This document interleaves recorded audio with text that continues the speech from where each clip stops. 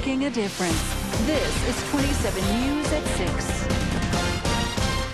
It's something most of us take for granted, being able to gas up our cars whenever we want at a gas station. But for people in a wheelchair, it's just not so simple. It's not, and even though there is a provision within the Americans with Disabilities Act to address this issue, disabled drivers would like to see more done. Carl Agnelli is at a Madison gas station to show us just how new technology could make gassing up a lot easier for these drivers. Yeah, in fact, the ADA requires that gas station attendants do come out here and help disabled drivers fill up their tanks. But there's a hitch in that law that causes quite a guessing game for those drivers. So today we followed a Madison man around who showed us exactly what it takes to fill up.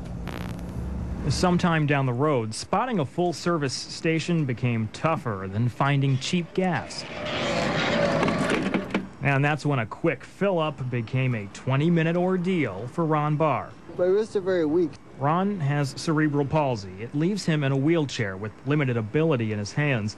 He can't reach the credit card slot, can't operate the pump, and can't reach this call button. So he rides inside and asks for help. I actually can't reach that, but just put your up there. Oh, okay. So it's up too high. Okay, I will let somebody know that. A clerk at this West Madison station did follow him out. Should I go see? Yes. And filled his tank. The Americans with Disabilities Act requires that gas station clerks help people like Ron fill up, but only if 2 or more people are on duty. And asking for help is time-consuming.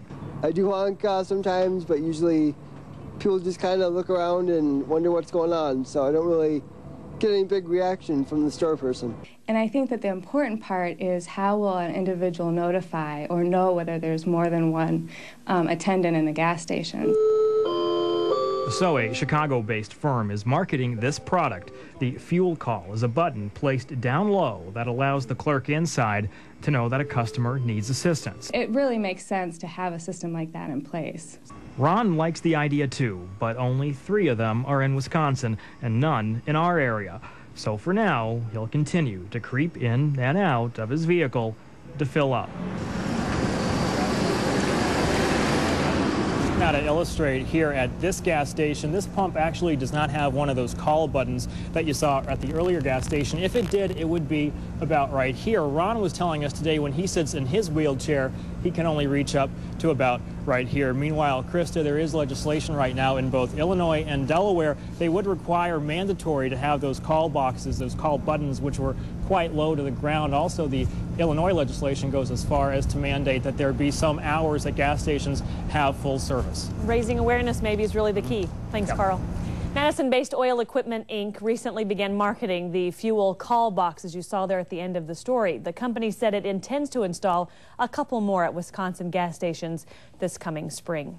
A Mineral Point woman is one of the